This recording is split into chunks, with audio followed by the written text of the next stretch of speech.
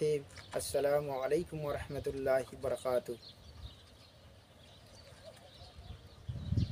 তো আমার বোনেদের জন্য, আমার মুসলিম বোনেদের জন্য আরও একটি হাদিস খুঁজে পেলাম, যে হাদিসটাই আল্লাহ রসুল সাল্লাল্লাহু আলাইহি সাল্লাম বলছেন, তুমি জীবিত অবস্থায় যদি তোমার স্বামীকে খুশি করতে পারো এবং তার কিছুক্ষণ পরেই যদি তুমি মারা যাও, তোমার স্বামী যদি খুশি থাকে, তাহলে তুমি জান্নাতি হবে।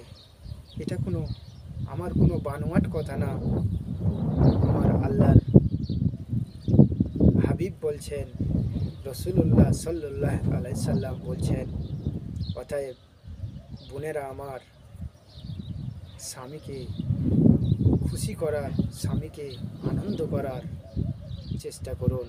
আল্লাহ যেন আমার বোনদেরকে এমন আমল করার তৌফিক দিক। তো যাই হোক,